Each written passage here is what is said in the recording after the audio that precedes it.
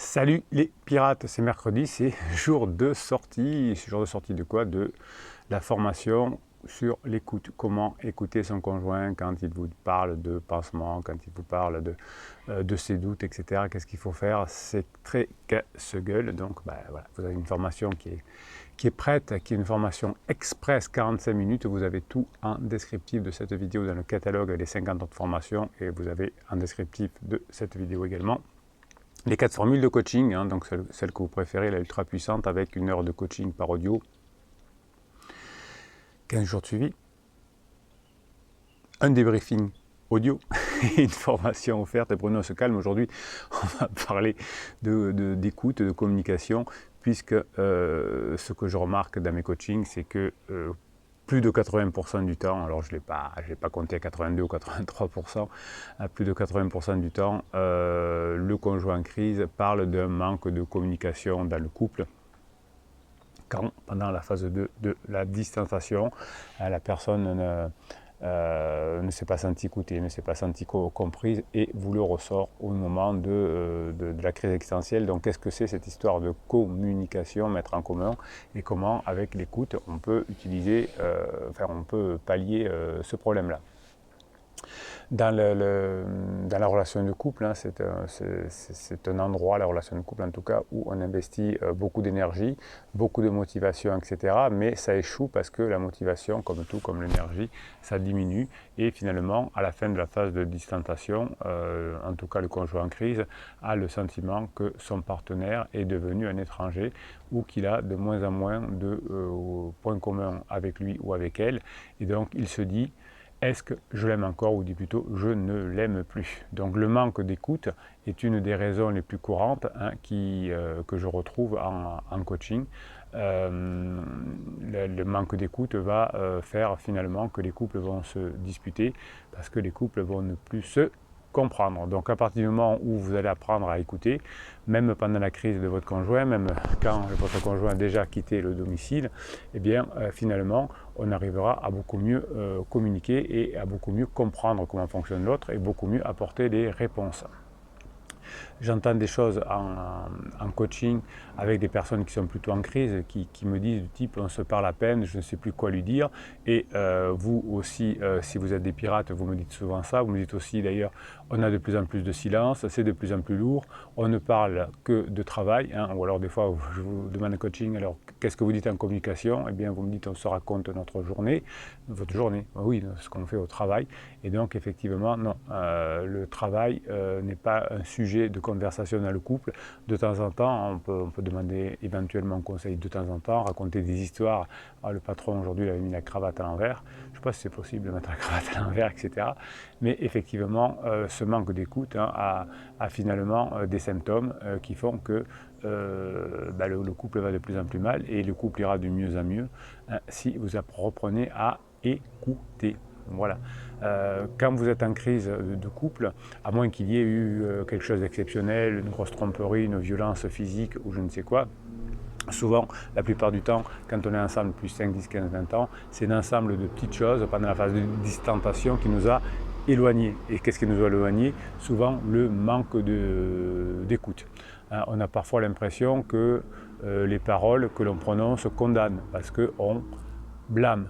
On a l'impression que l'on juge l'autre, qu'on veut faire changer l'autre. Et donc quand je veux faire changer l'autre, quand je veux le contrôler, la formation de la semaine dernière était sur le contrôle, eh bien la personne veut plutôt partir. Chaque fois que vous allez essayer de contrôler votre conjoint, il va essayer de partir plus loin, puisqu'en plus, quand on est en crise existentielle, eh bien je vous le donne à mille et mille, eh bien on a besoin de liberté. Donc finalement, si vous n'écoutez pas, vous allez plutôt vouloir vous défendre, vous allez vouloir plutôt parler, vous allez plutôt vouloir faire peur. Attention, tu t'en sortiras pas sans moi, ça va être difficile. Et qu'est-ce que tu fais aux enfants? Et les enfants vont t'en vouloir, etc. Et vous allez élever des murs de mots entre vous et votre conjoint. Et finalement, les mots qui peuvent être des fenêtres, qui peuvent être des murs, comme on dit en communication non violente, vont nous condamner ou vont nous libérer. Donc l'écoute va vous permettre non plus de condamner, de prendre du recul, de monter dans l'hélicoptère avec cerise, mais ils vont pouvoir libérer votre couple. Donc vous allez travailler grâce à cette formation, mais en général dans votre couple chaque jour, hein, sur cette écoute, et finalement vous allez pouvoir, grâce à l'écoute, changer votre comportement. Alors pourquoi vous avez oublié l'écoute pendant toute la phase d'instantation et pourquoi aujourd'hui vous ne savez plus écouter? Eh bien peut-être c'est parce que vous avez pris l'habitude avec votre conjoint de ne pas beaucoup parler ou de partager de sujets que nous considérons futile. Hein, souvent, on va devoir parler pendant la crise existentielle de sujets importants, le couple, la maison, etc. Alors que pendant la crise existentielle, au contraire, il faut rester futile. Et si vous avez besoin de parler de façon poussée, de façon de sujets très importants, vous allez le différer, vous n'allez pas le faire à la maison, vous allez essayer de le faire pas tout de suite quand la personne a envie de vous en parler, parce que souvent c'est un inconfort, c'est une pression de pansement. Donc vous allez le différer, vous allez le faire au restaurant la semaine prochaine, etc. Et vous avez perdu le talent de l'écoute parce que vous n'avez que des sujets importants. Et donc, quand vous avez un sujet important, vous mettez tellement de vous hein, que vous voulez convaincre absolument et vous obtenez exactement le contraire puisque vous, après une conversation de couple importante, pendant la crise existentielle, bien généralement, on s'éloigne. Tandis que quand on a des conversations futiles, on se rapproche parce que finalement on va rigoler ensemble ou on va sexualiser ensemble. Hein. N'oublie pas badinage. Ouais, je vous le dirai 50 fois, badinage, humour, sexualisation, le combo gagnant. Pendant la crise existentielle, souvent on a du mal à exprimer des émotions et des sentiments par peur de sa réaction. Hein. Vous savez que j'ai très souvent ça en coaching. Quand quand votre conjoint est en crise, vous en avez peur.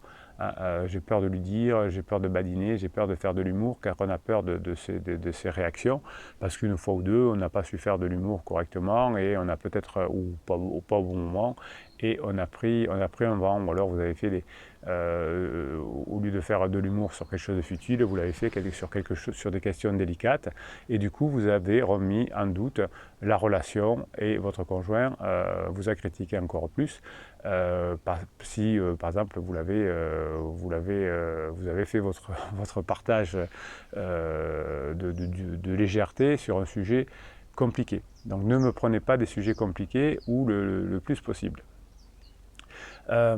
Pourquoi vous avez perdu l'écoute également? C'est que souvent vous allez dire à votre partenaire des choses qui pour vous sont essentielles, mais peut-être que votre conjoint, ce n'est pas le moment d'en parler. Hein. Il n'a pas envie d'en parler à ce moment-là. Et comme vous allez envoyer un message qui n'est pas le bon, votre conjoint va vous répondre un peu de façon virulente et ça va partir en biberine, comme on dit, vous n'aurez pas le temps de mettre en place cette écoute.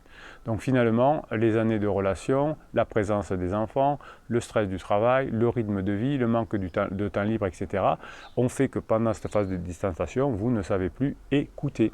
Donc écouter, c'est se taire, c'est du silence. Et la façon la plus facile, hein, c'est effectivement d'aborder des sujets futiles. C'est la raison, c'est le moment où vous avez le moins de chances de vous tromper. Alors lorsque vous allez plus parler qu'écouter, vous allez prêter le flanc pendant la crise existentielle à beaucoup de dysfonctionnements. Hein, vous savez que votre conjoint, pendant qu'il est en crise, retient par rapport à vous beaucoup plus des informations négatives, c'est-à-dire qu'il va se souvenir plus facilement des critiques que des compliments que vous avez faits. Donc il faut faire beaucoup plus de compliments que de reproches, évidemment tout le temps, ou de critiques dans la vie de couple, comme dans beaucoup d'endroits, mais plus, comme votre conjoint est un petit peu à l'ouest, on va dire, pendant sa crise, eh bien il va retenir, puisque le préfrontal ne fonctionne pas bien, donc une mauvaise mémorisation, que les choses qui l'arrangent, hein, donc les choses négatives. Donc plus vous allez parler, moins ça va être. Donc si vous écoutez, vous allez pouvoir vraiment avoir la réponse adaptée. Très souvent pendant les coachings, vous me faites des déductions, des suppositions. Rappelez-vous le deuxième accord Toltec, hein, ne fait pas de suppositions. Hein, il me dit, j'ai l'impression que mon conjoint voulait dire, je suppose que mon conjoint dit ça, je pense que mon conjoint s'en fout, etc., etc. Donc si vous parlez beaucoup de choses importantes pendant la crise de votre conjoint, eh bien vous allez pouvoir souvent, sans faire exprès, faire des suppositions. Hein, et donc là, vous allez vous éloigner de votre conjoint qui va dire ne fais pas de suppositions. Très souvent, vous allez aussi projeter dans la crise de votre conjoint ce que vous aimeriez. Donc vous allez dire, ce serait bien qu'on aille faire du vélo dimanche dans la campagne, et peut-être que votre épouse ou votre époux à ce moment-là n'en a pas du tout envie. Donc le fait de faire des propositions sans avoir écouté si la personne a envie ou pas peut vous faire prendre, comme vous me dites parfois en coaching, des vents. L'écoute va vous permettre aussi d'interpréter le langage non-verbal. Quand vous parlez beaucoup et que vous êtes concentré sur vous, vous ne voyez pas le non-verbal de votre époux ou de votre épouse. Et là, vous savez que vous allez pouvoir déduire beaucoup d'informations de la gestuelle, du visage, de l'intonation de votre conjoint. Et effectivement, si vous parlez beaucoup, vous aurez plus de mal. Chaque fois que vous allez parler, vous allez pratiquer finalement des tics verbaux, le manque de respect, vous allez peut-être vous énerver, augmenter le ton de votre voix, vous allez faire des critiques, etc. Donc chaque fois que vous allez parler sans avoir écouté, ça va vous mettre dans des situations potentiellement difficiles. Plus vous allez écouter dans le couple, moins vous aurez besoin de convaincre, parce que vous saurez exactement l'état mental de la personne, les besoins, et plutôt que de vouloir convaincre, il suffira que vous combliez les besoins de votre partenaire, et évidemment, quand vous allez combler les besoins de votre conjoint, eh bien évidemment il va se rapprocher. Si vous essayez de convaincre de votre point de vue, ça ne fonctionne pas. Souvent en coaching, quand je vous demande quels sont les besoins actuellement de votre partenaire, vous n'en savez pas grand chose, si ce n'est oui, mais il veut avoir de la liberté. Chaque fois que vous allez trop parler, vous allez finalement être plus conscient de ce que vous dites, parce que ça va monter en pression, et comme vous avez évidemment de la fierté et du ressentiment par rapport au malheur que vous procure votre conjoint, aux tromperies, aux mensonges, etc., eh bien finalement vous allez avoir un sentiment de vengeance, de colère, et qui va faire que par les neurones miroirs, votre conjoint va s'en rendre compte, ou même par l'oreille, puisque vous allez parler. Et donc le processus va détériorer votre relation, et vous allez être une source de mal-être pour votre couple. Donc voyez que l'écoute que vous allez apprendre dans la formation qui sort aujourd'hui va vous permettre de changer la relation avec votre conjoint. Évidemment, vous pourrez utiliser cette formation pour le boulot, pour trouver des clients, etc. Et oui, si on arrive à écouter et moins parler, on arrivera à mieux convaincre, entre guillemets, en tout cas à comprendre le besoin de son conjoint ou de son client ou de je ne sais qui ou de ses enfants, et donc pouvoir avoir une bonne relation avec. Voilà, donc tout ça c'est un descriptif de cette vidéo, comme les coachings. Vous avez aussi sur Telegram votre canal qui s'appelle le canal Bruno Marchal sur l'application Telegram, et là c'est des infos que je vous envoie tous les jours, que vous m'envoyez d'ailleurs sur mon WhatsApp et que je vous retransmets, et ça vous met la patate entre deux formations, entre deux coachings, entre deux suivis de coaching, ça vous met la patate, ça c'est le canal des pirates, ça s'appelle canal Bruno Marchal sur Telegram. Je vais vous lire quelques petits trucs que vous m'avez envoyés, et ensuite je tire au sort des commentaires sous ces vidéos. C'est là où vous discutez entre vous pirates, et je vous en fais un mini coaching. Alors ce sera un long, un long texte ce matin que vous m'avez envoyé sur mon WhatsApp et que je vous ai envoyé sur mon Telegram. Pour les couples si impatients de se séparer après que la flamme se soit éteinte, ou ceux qui sont prêts à jeter l'éponge sur votre relation parce que rien n'était parfait, voici un peu de nourriture pour l'esprit. Bon, on va se nourrir alors. Très bien, j'ai une petite faim. L'engagement pour la vie n'est pas ce que la plupart des gens pensent qu'il est. Ce n'est pas se réveiller tous les matins pour petit déjeuner ensemble, ce n'est pas que des câlins au lit jusqu'à ce qu'on s'endorme, ce n'est pas une maison propre, pleine de rire et du sexe tous les jours. Ça, c'est la phase lune de miel, c'est ce que croit votre conjoint en crise, que le couple, c'est ça. C'est quelqu'un qui vole, votre conjoint fait un couple, donc c'est quelqu'un qui vole vos couvertures la nuit et qui ronfle, qui vous tient tête, qui claque les portes et parfois utilise des mots durs. Quelqu'un qui est obstinément en désaccord avec vous et fait peser de lourds silences jusqu'à ce que vos cœurs guérissent, puis offre le pardon. C'est beau. Vous avez une formation sur le pardon.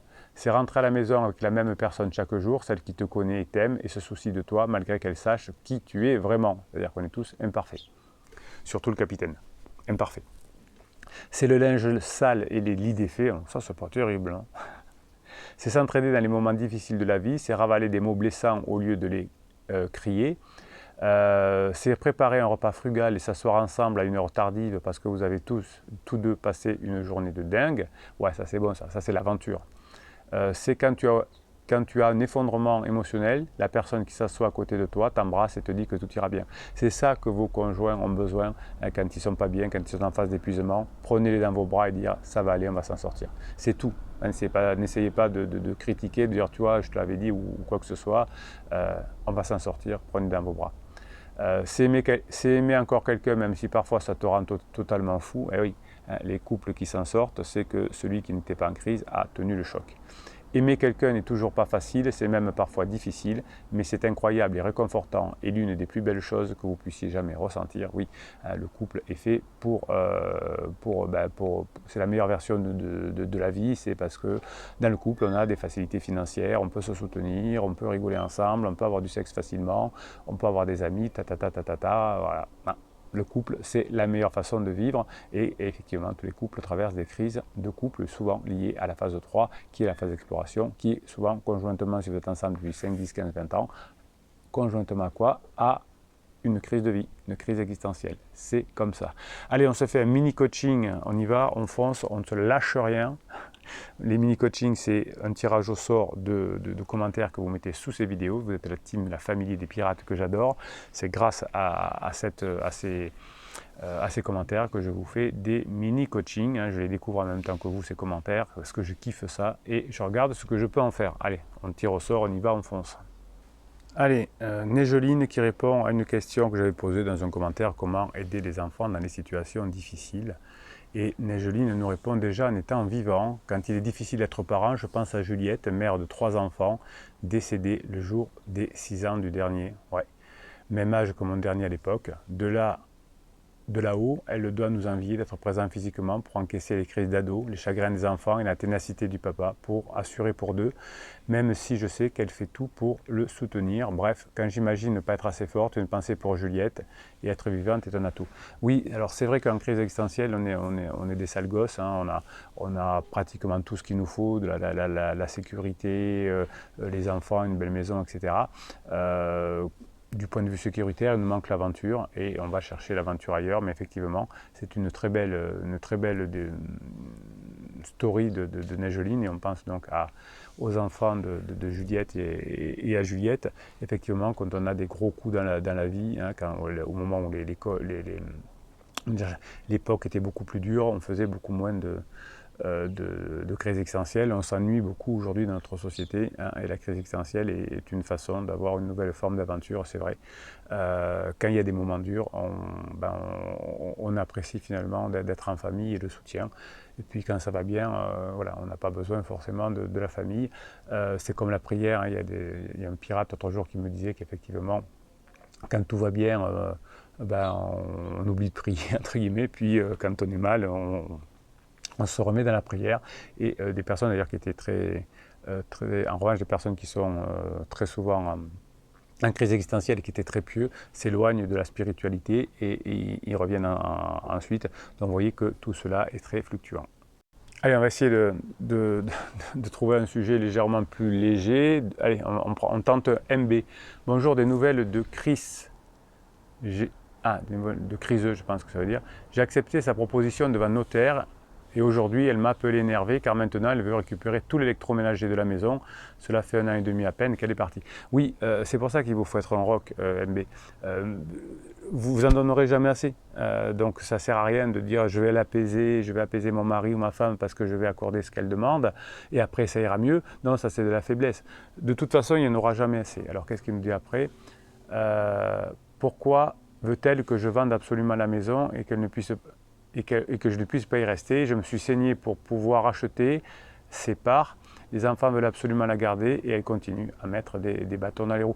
Mais parce que le problème, c'est sa crise existentielle, c'est qu'elle est bien nulle part. Vous en ferez autant que vous voulez, ça ne suffira pas. Hein. C'est comme un enfant en crise, vous pouvez lui faire tous les cadeaux que vous voulez, il n'y en aura jamais assez. Vous allez pouvoir être aussi sympa que vous voulez avec un ado en crise, il n'y en aura jamais assez. Donc c'est pour ça, MB, qu'il faut rester un rock. Hein.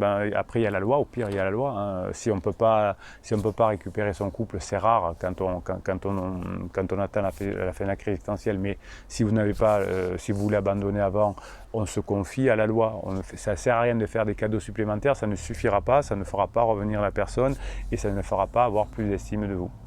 Voilà, c'est comme ça. Mais je sais que quand vous êtes en faiblesse, que voilà, et surtout quand vous êtes papa ou maman de votre conjoint, vous avez envie de dire oui à tout, hein, mais MB nous donne un très beau témoignage qui nous explique que ça ne sert à rien. Voilà, je me tue à vous le dire en coaching. Il y a des règles dans la vie. Voilà. Bon, allez, Bruno Marchal, il va vous laisser. On se retrouve de l'autre côté pour la formation, hein, donc descriptif de cette vidéo formation et coaching. Et on se retrouvera vendredi à 19 h pour parler aussi de cette formation. D'ici là, on se retrouvera également demain, bien sûr, pour la vidéo du jour. Bruno Marchal, il vous dit à très bientôt.